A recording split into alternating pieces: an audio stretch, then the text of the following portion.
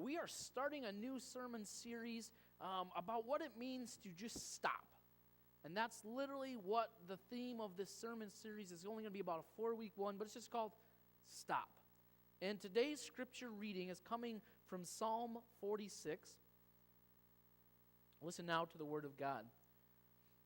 God is our refuge and strength, and ever-present help in trouble. Therefore we will not fear. Though the earth give way and the mountains fall into the heart of the sea, though its waters roar and foam and the mountains quake with their surging. There is a river whose streams make glad the city of God, the holy place where the Most High dwells. God is within her. She will not fall. God will help her at the break of day. Nations are in uproar, kingdoms fall. He lifts his voice, the earth melts. The Lord Almighty is with us. The God of Jacob is our fortress. Come and see what the Lord has done, the desolations he has brought on the earth. He makes wars cease to the ends of the earth. He breaks the bow and shatters the spear. He burns the shields with fire. He says, "Be still and know that I am God. I will be exalted among the nations. I will be exalted in the earth. The Lord Almighty is with us. The God of Jacob is our fortress." This is the word of God. I remember the weekend that my wife and I moved here really, really well. It was an adventurous weekend. Now this was probably our first big move together. Now when we moved together in Sioux Falls, I had moved all my stuff separately before the wedding, and she kind of put everything in boxes, and she had movers hired, and they picked up her big stuff, and they dropped it off at the house. And then the week following the wedding, we kind of combined our stuff and shuffled stuff around. So this was our first big move together. Now, we actually moved the weekend of my birthday. Now, it's an important part to remember that this was the weekend of my birthday that we decided to move. Now, birthdays on Ashley's side of the family are a big thing. We always go out. Usually, the birthday person gets to pick a movie, and they get to pick the place we go out to eat, and it's always our favorite places to eat. This was my birthday weekend. So we packed everything up, and the Peters boys were going to meet us up in Little Rock to get the big things out, and they're probably still cursing us for the things that we brought and the angles we had to get into the house, and they met us here in the afternoon. But that morning, when my wife and I discussed our final packing plans, and I began to vigorously throw everything in boxes and throw those boxes in no specific order onto the trailer, I began to see a side of my wife that I had not yet seen in marriage. This was our first major fight. Our first fight over moving. Now, married couples or engaged couples or couples that have been together for a long time, you know or remember your first major fight. That one where you think, man, I'm going to have to sleep on the couch tonight, I think. That fight where you wonder if your spouse or significant other will actually ever really talk to you again. That was this fight.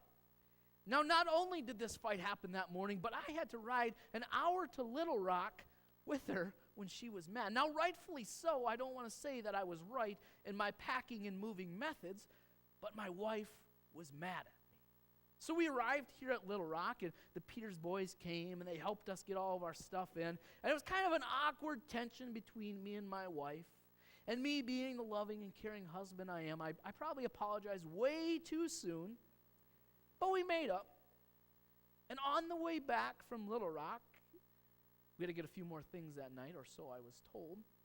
My wife said, we were supposed to have this lunch, and so a little backstory on this. So the whole family, my favorite place I picked in Sioux Falls, the whole family, except for me and my wife, went there.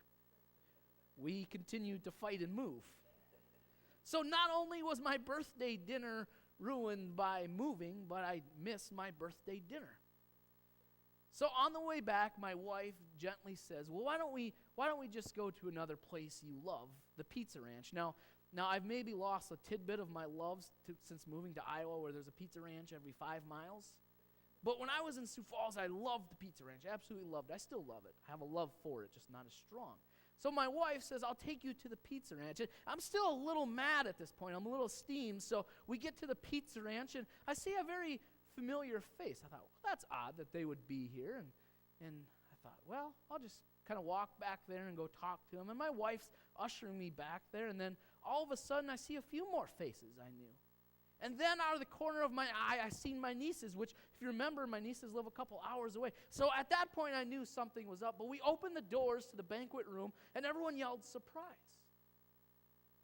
See, somewhere in the midst of the chaos of the moving, my wife had managed to surprise me with a moving birthday graduation party, all on the same day, with all my friends and family there.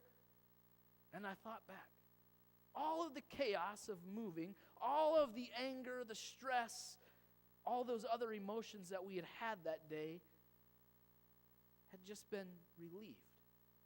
And then I sat there that night, and I sat at a table, and one of my good friends that I went overseas with was there, and I had been working for him part-time in the lawn care business, and we sat down, and my brother-in-law was there, and usually I'm a really chatty person. I know it's hard to believe, but I'm a really chatty person. And I sat there in silence. And I looked around at all these people that loved me, and I looked at my wife who had somehow managed to surprise me and somehow managed not to call those people when I was being a big jerk and say the party's off. And I had to be still. I had to be still and realize the love that was all around me. Now, with all of that, I'm reminded of this. I'm reminded of the scripture of the Psalm 46. See, life is full of movement. Not just movement of moving from point A to point B in a moving van or a trailer, but movement in general. See, movement isn't a bad thing at all. Movement brings good things. Perhaps if you're moving like we did, it brought a new and exciting time into our lives. A movement for a new career for me. A movement for a new church family, for new friends, for new people that would love me. See, movement isn't all bad, but sometimes the chaos of movement can be exhausting. It can literally tear us down to the point where putting something in the wrong box that's labeled bathroom and it's for the kitchen starts World War I in the Spurlick household. Movement can be exhausting. Now, I am sure if we would have had that fight on a random Tuesday, the fight wouldn't have got to the seriousness where I ever thought, I'm going to have to sleep on the couch tonight. That fight would have probably just ended with, please take the kitchen stuff out of the bathroom box or whatever I had done wrong at that point. The fight wouldn't have evolved, but the stress and the anxiety and the mixed emotions of movement had caused this fight to be 10 times worse than it ever was. See, there's something about movement that exhausts us. It's like it can completely knock down your door. It can knock the wind out of your sails. It can take the happiest of times, the happiest of movements, and just make them completely horrible. For no rhyme, no reason, no direction. Sometimes movement can be a bad thing. See, we move. Not just physically, not just in the address, but we move all around. We're people of movement. In fact, when we see these words, be still, it kind of gets us a little awkward. To know that we have to be still for an amount of time, it kind of makes us a little jittery. See, sometimes we want to just throw it all in a box, and we all want to take that box and throw it wherever in the trailer and say, let's get this movement going. Let's get the next process going. It's hard for us to just be still. Like God has said, be still. That is hard for us to grasp. See, we like to move. The busier we are, the harder we think we are at working. Or the busier we are, the easier we think it is to gain more wealth. Or the busier you are, the more we like to think we get done. The more we think we get done, the further in life we think we'll move. And all of that, the busier, the hard work, the more money we think will lead us to happiness. So movement is associated with happiness. We think we have to move, not physically, not in terms of address, but just around. Just like running across the stage. The more I run across the stage, I think maybe I'll get more excited, and maybe that will get us somewhere. We think movement has to lead to our happiness. So we think. In the 17th and 18th centuries, there was these traveling preachers that would go all about, and they were called circuit riders. Now, these circuit riders, there was a shortage of preachers during the 17th and 18th centuries. So these circuit riders were tasked with going around and preaching in all these different churches, and they would ride horses, obviously, from place to place. Well, one day, one of these circuit riders, these preachers, he was riding along on his horse, and he gets to a farmer. And he pulls up, and he says, "It's a fine day, isn't it?" And the farmer goes, "Well, sure, it's a fine day for you. You just get to ride around all day and then think about God, and that's your job." And the preacher, he thought for a moment, and he said, "You're right. I don't have to sit there in the fields and work with my hands, but my work is hard." And the farmer, he says, I don't think it's the same type of hard work. You see, I have blisters, and when I get done working in these fields, when I get done, I'm so exhausted. Not only that, but I have to walk home. I don't even get a horse to return home with. I have to walk home all sweaty and tired, and the whole time you ride that horse and you sit on there and you think about God and your comfort. So the preacher thought to himself. He said, "I'll tell you what. If you can think about God for one whole minute and think about nothing else but God for one entire minute, I'll give you my horse." And the farmer said, "No strings. You'll give me your horse if I think about nothing but God for 1 minute." The preacher said, "Yep, that's all you got to do." So the young man said, "Fair enough. I can do that." And 10 seconds went by, and 20 seconds went by, and about at 25 seconds, the young man looked up to the preacher, and the preacher looked down to him, and the young farmer said, "Does that saddle come with the horse?" See, that's our lives. For us to sit in silence and think about nothing but God for one whole minute, it's hard. I tell you what, even for myself to sit and meditate into seclusion and just turn everything off around me and solely think about God, it's hard. It has to be intentional for us. But God wants us to be still. God wants those times of nothing else going on around us and just know God. Be still and know that I am there.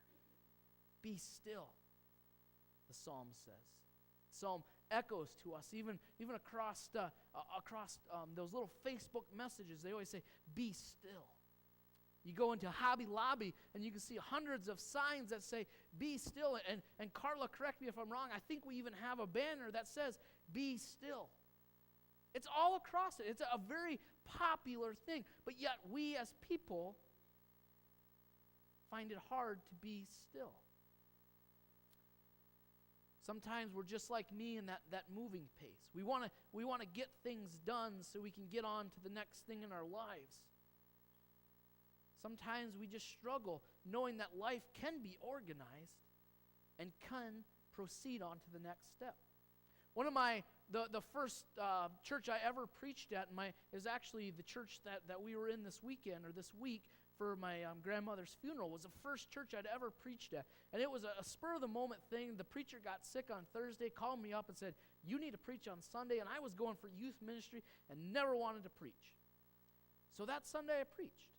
And I remember he had really literally laid out. Now this is a pretty conservative Presbyterian church that I was preaching in, so they still had the confession and the insurance, and it was a laid out prayer. So all I had to do was read the prayers that he had sent me over. But I remember there was a part in those prayers that he said, "Just be still. Just invite them to pray in silence for 30 to 40 seconds and then go on with the assurance and the pardon." So during that time, I prepared myself, and I read through all the prayers, and we get to this 30, 40 seconds, and I invite the congregation, just like I have done to you guys time and time before, I invited them to sit into silence. And this was my first time preaching, right? So I didn't know what to expect. And I get to this, and about 20 seconds in, I start to hear people get a little restless in their seats. This 20 seconds of silence, they're getting a little restless in there. And you don't think anything of it. In about 30 seconds, you start to hear the voices. Just like my son right there. You start to hear those. Like the little kids getting impatient with no one talking up here and nothing playing up there and nothing playing from there. And mom and dad are just maybe with their eyes closed, or maybe they're off in la-la land. And the kids say, Mom. And then at 40 seconds, the parents start to get a little restless. And they're kind of the ones looking around, seeing if everyone else is done praying, seeing if the pastor is going to stop his silence. See, we as people still struggle with silence. In my house, I usually turn on the TV whenever I'm home. It's kind of a bad habit of ours, and sometimes I joke with my wife. I say, I'll leave the house and I'll forget the TV's on, and I'll say, well, I left it on so the dog could watch ESPN. But the reality of it is the second I get up in the morning, me and I take Jalen to daycare most days, so we get out and we turn on ESPN and we do our thing and we get ready, and then when I come home during the day for lunch or whatever, I turn the TV back on just so I can have that background noise. And even as we sleep, I know I broke the cardinal sin of never putting a TV in your bedroom, but my wife goes to bed super early, so I had to put a TV in there so I could not go to bed at 10 o'clock or 9 or 8. So I could watch the news or I could fall asleep, but even now I notice that come 7 o'clock, that TV's still on. And then maybe once in a while I forget the TV in the bedroom just because it has that dull noise when I go into the bedroom. And my day-to-day activities, the first thing I usually do when I get the church unlocked and I go to my office and I turn on my music. Because sometimes sitting in silence in this church for hours and hours drives me nuts. I got to go do something. I got to go be somewhere, or I just can't sit in silence. See, we as people are the exact same way. You go to stores, and in the background, there's music playing. You go to the mall, and there's always something playing over the speaker. As you walked into church today, we had music playing. There's always something of background noise.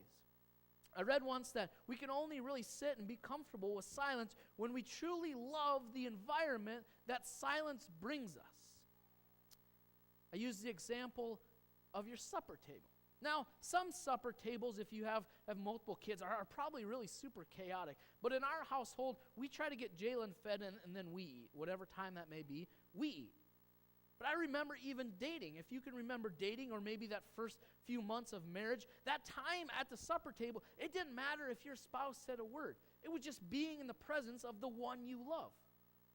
Maybe you had that conversation of, how was your day? Good. How was your day? Good. And then you just sit in silence. And that's okay. Because it's something about sitting in silence with the ones you love. That's being still. Now, how do we get that way to sit in silence with the Savior, with God whom we love, where we can just sit there for hours and be in silence? When I talk about this, I'm reminded of the Eastern Orthodox way of meditating. Now, our youth group just got done watching a movie over Martin Luther and his practices, and he would sit into meditation for hours and hours and hours. But there's something different between meditation. For those of you who've done yoga and meditation and those forms of stress relief, there's something different, because in yoga and meditation, what do they tell you? To think about nothing. But God is saying, think about me. Think about God. In all of that, I realize what the psalmist is talking about. When God calls us to be still, he isn't saying do nothing. He doesn't say truly to stop moving, to think about nothing at all and just do nothing. He is saying don't focus on anything but me. Remember what God says when we need to focus on. He's focusing on him. Be still and focus on God.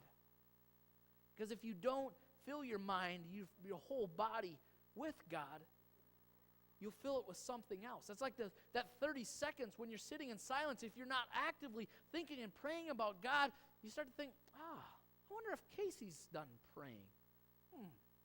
Well, Ashley has her head up. It must be time to stop praying.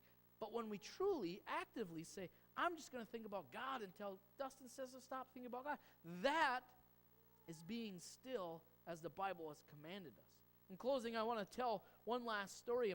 A friend of mine who serves in the church, he still does, had once asked his congregation what their favorite verse was. And of course, there's all kinds of them that would come about, and ones that had personally, that the Spirit had lifted up to them and that they knew real well and that fit their lives really well. But one lady who had palsy real bad, she got up and said, "Be still."